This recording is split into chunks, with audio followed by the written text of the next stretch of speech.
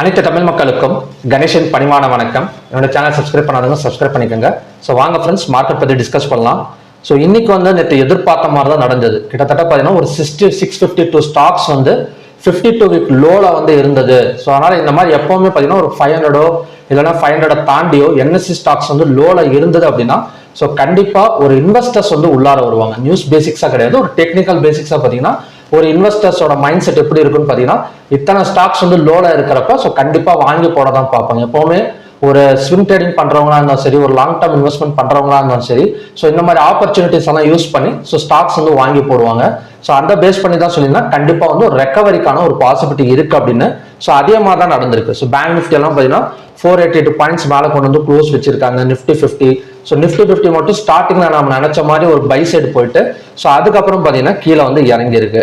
So அது மட்டும் இல்லாமல் ஒரு 2 மாசம் ஜனவரி பிப்ரவரி மந்த் மட்டும் பார்த்தீங்கன்னா கிட்டத்தட்ட டிஐஎஸ் ஒரு 1 லட்சம் கோடிக்கு வாங்கியிருக்காங்க. ஸோ லாஸ்ட் இயர் ஃபுல்லா எஃப்ஐஎஸ் 5 லட்சம் கோடிக்கு வித்திருக்காங்க. டிஐஎஸ் 5 lakhs crores வாங்கியிருக்காங்க. ஸோ இப்போ ஒரு 2 மாசத்துல எஃப்ஐஎஸ் எவ்வளோ செல் பண்ணியிருக்காங்களோ அதை விட கொஞ்சம் அதிகமா டிஐஎஸ் பை பண்ணிட்டு இருக்கிறாங்க. ஸோ இதுக்கு அமௌண்ட் எங்கிறது கிடைக்குது, இதை எப்படி இன்வெஸ்ட்மெண்ட் எப்படி மக்கள் யூஸ் பண்றாங்க அப்படின்னு பாத்தீங்க அப்படின்னா ஸோ டிஐஎஸ்ங்கிறது டொமஸ்டிக் இன்ஸ்டிடியூஷன் இன்வெஸ்டர்ஸ், அதாவது உள்நாட்டு முதலீட்டாளர்கள். ஸோ இவங்களுக்கு பெரும்பாலான அமௌண்ட் எதுல இருந்து வருது அப்படின்னு சொல்லியிருக்காங்கன்னு பார்த்தீங்கன்னா எஸ்ஐபி. ஸோ எஸ்ஐபினா என்னன்னா மாசம் கொஞ்சம் கொஞ்சமா நம்ம மியூச்சுவல் ஃபண்ட்ல போடுறோம் பாத்தீங்களா அமௌண்ட்.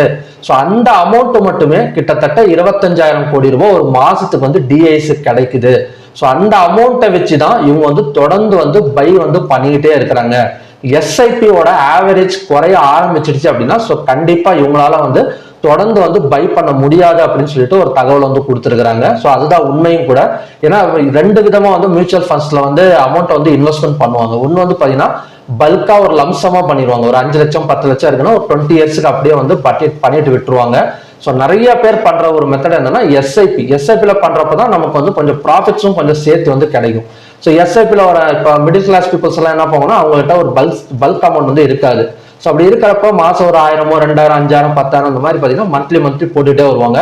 ஸோ அந்த அமௌண்ட் மட்டுமே இவங்களுக்கு மாசம் 25,000 கோடி ரூபாய் கிடைக்கிறதுனால தான் இவங்க தொடர்ந்து ஒரு பையிங் கான்செப்ட்ல இருக்கிறாங்க. இன்னமும் பார்த்தீங்கன்னா மார்க்கெட் பெரிய அளவில் கீழே விழாம இருக்கு அப்படின்னு சொல்லிட்டு ஒரு தகவல் வந்திருக்கு. ஸோ அது மட்டும் இல்லாமல் ஐடி ஸ்டாக்ஸ் எல்லாம் கொஞ்சம் இறங்கி இருக்கு. ஐடி ஸ்டாக்ஸ் அதுக்கப்புறம் பார்த்தீங்கன்னா ஃபார்மா ஸ்டாக்ஸ் எல்லாம் இறங்கி இருக்கு. அதுக்கு என்ன காரணம் அப்படின்னு பாத்தீங்கன்னா 25% டாரிஃப், அதாவது பாத்தீங்கன்னா கட்டணத்தை உயர்த்தி இருக்கிறாரு ட்ரம்ப். ஸோ ஆல்ரெடி இதை பத்தி நம்ம டிஸ்கஸ் பண்ணியிருக்கோம். ஸோ இருந்தாலும் இவங்களோட சொல்றோம் 25% ஒரு 10% இருந்த இறக்குமதி கட்டணத்தை பாத்தீங்கன்னா 25% ஏற்றி இருக்கிறாரு. இது எல்லா ப்ராடக்ட்ஸ்க்குமே இருக்கும். ஸோ அதனால பாத்தீங்கன்னா அந்த சம்பந்தப்பட்ட ஒரு அறிக்கை வர்றப்ப ஸோ ஆட்டோமேட்டிக்கா பாத்தீங்கன்னா stocks, ID stocks, pharma stocks எல்லாம் கொஞ்சம் டவுன் ஆயிருக்கு. ஸோ ஓகே ஃப்ரெண்ட்ஸ், இதான் பார்த்தீங்கன்னா இன்னைக்கான news.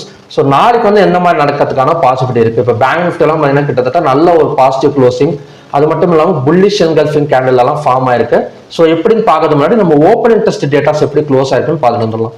So bank Nifty, Sensex, mid cap Nifty இந்த 3 கான்செப்டை பொறுத்த வரைக்கும் பார்த்தீங்கன்னா 3 ஸ்கிரிப்டை பொறுத்த வரைக்கும் கால் ஆப்ஷனை பை பண்ணி புட் ஆப்ஷனை செல் பண்ணியிருக்கிற மாதிரி க்ளோசிங் நடந்திருக்கு.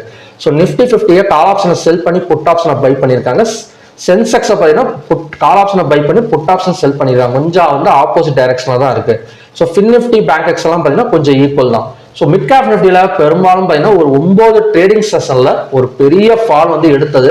இன்னைக்கு பார்த்தீங்கன்னா mid cap funds and small gap funds பார்த்தீங்கன்னா 2% 1.2% இன்க்ரீஸ் ஆயிருக்கு. ஸோ மிட் கேப் ஸ்டாக்ஸ் எல்லாம் பார்த்தீங்கன்னா ஒரு 9 ட்ரேடிங் செஷனுக்கு அப்புறம் தான் கொஞ்சம் இப்பதான் எந்திரிக்குது mid cap stocks and small cap stocks எல்லாம்.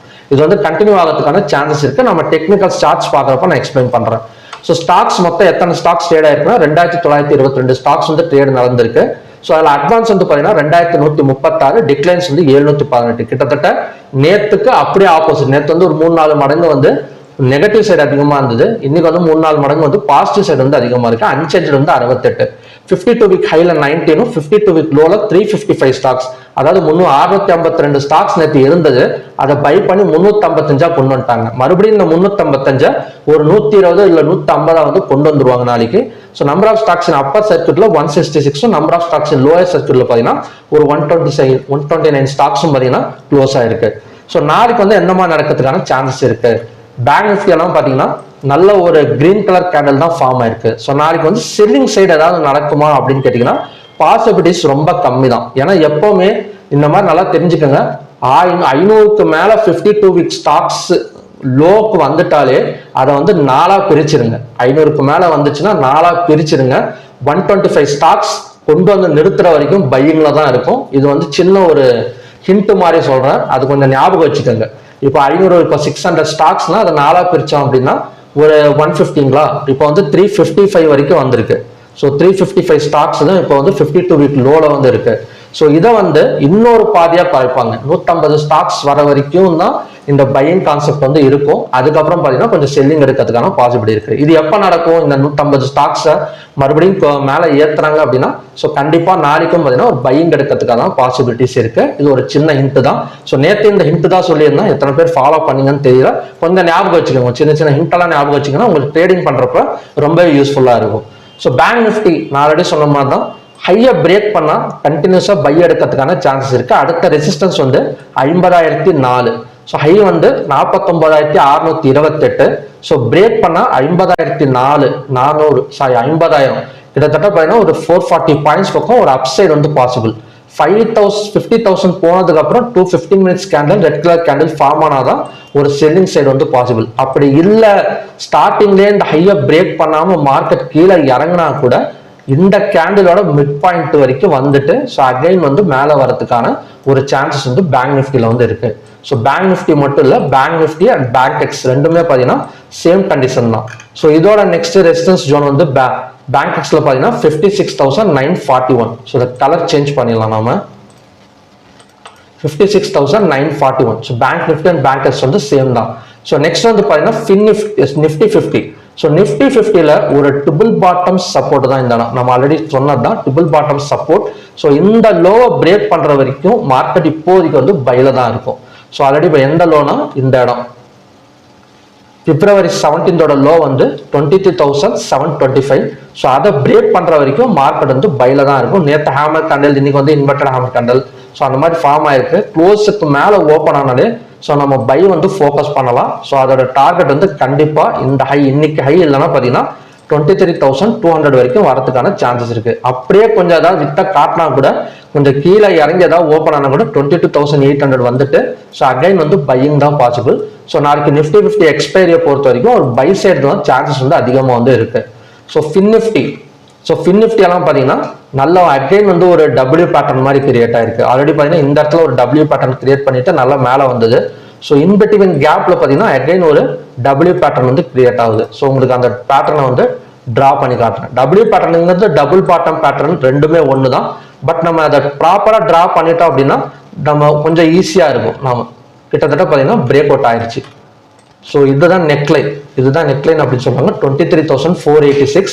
ஸோ 23,486க்கு மேலே ஓப்பன் ஆனது அப்படின்னா ஸோ அடுத்த டார்கெட் இன்னொரு 300 to 400 பாயிண்ட்ஸ் பக்கம் அப்சைட் வரதுக்கான சான்சஸ் வந்து இருக்கு. ஸோ நிஃப்டி மிட் கேப்பை பொறுத்த வரைக்கும் 1.2% வந்து மேலே கொண்டு வந்திருக்கிறாங்க. நல்ல ஒரு ஆப்பர்ச்சுனிட்டிஸை வந்து பயன்படுத்தியிருக்காங்க. அதாவது mid cap and small gap funds வந்து அதில் தான் அதிகபட்சமாக பார்த்தீங்கன்னா ஒரு 652 ஸ்டாக்ஸ் 52 வீக் லோல இருக்குன்னா கண்டிப்பாக ஒரு 200-250 ஸ்டாக்ஸ் வந்து அதில் வந்துடும் எப்படியும். ஸோ அதை பை பண்ணுறப்ப ஆட்டோமேட்டிக்காக மிட் கேப் ஸ்டாக்ஸ் வந்து கொஞ்சம் மேலே வந்திருக்கு 1.2. ஸோ கண்டிப்பாக ஹையை பிரேக் பண்ணால் 11,400 இல்லைன்னா 11,500 வரைக்கும் வரதுக்கான சான்சஸ் வந்து இருக்கு. ஸோ சென்செக்ஸ் வந்து சேம் தான், ஒரு ட்ரிபிள் பாட்டம் சப்போர்ட் மாதிரி தான், நிஃப்டி மாதிரி தான். ஸோ க்ளோஸுக்கு மேலே ஓப்பன் ஆனால் தாராளமாக வந்து நம்ம பை சைடு வந்து ஃபோக்கஸ் பண்ணலாம். ஸோ ஓகே ஃப்ரெண்ட்ஸ், இதுதான் பார்த்தீங்கன்னா நாளைக்கான கண்டிஷன்ஸ். ஸோ நாளைக்கு வந்து எந்த மாதிரி அப்படின்னு பார்த்தீங்கன்னா ஒரு பை சைட் ஃபோக்கஸ் பண்ணுற மாதிரி தான் இருக்கும். ஒரு கேண்டில்ஸோட ஹையை பிரேக் பண்ணாலோ இல்லைன்னா அந்த கேண்டில்ஸோட மிட் பாயிண்ட் பிவோட் பாயிண்ட் அப்படின்னு சொல்லுவாங்க. பிவோட் பாயிண்ட்ங்கிறது இன்னைக்கு கேண்டிலோட high plus low plus close divided by 3 கொடுத்தீங்கன்னா நாளைக்கு மிட் பாயிண்ட் வந்து கிடைச்சிரும். அந்த மிட் பாயிண்ட்டுக்கு வந்துட்டு ஸோ மார்க்கெட் அகைன் வந்து மேலே வரதுக்கான சான்சஸ் தான் இருக்கு. ஸோ நிஃப்டி 50 பொறுத்தவரை ஒரு கால் ஆப்ஷன் சைடு நம்ம ஃபோக்கஸ் பண்ணால் கொஞ்சம் ப்ராப்பரான ப்ராஃபிட்டோட நம்ம வந்து வெளியே வரலாம். ஸோ ஓகே ஃப்ரெண்ட்ஸ், இதுதான் பார்த்தீங்கன்னா இன்னைக்கான ப்ரெடிக்ஷன்ஸ். ஸோ மறுபடியுமே பார்த்தீங்கன்னா நல்ல ப்ரெடிக்ஷன் வீடியோட நான் வந்து உங்களை மீட் பண்ணுறேன். நன்றி, வணக்கம்.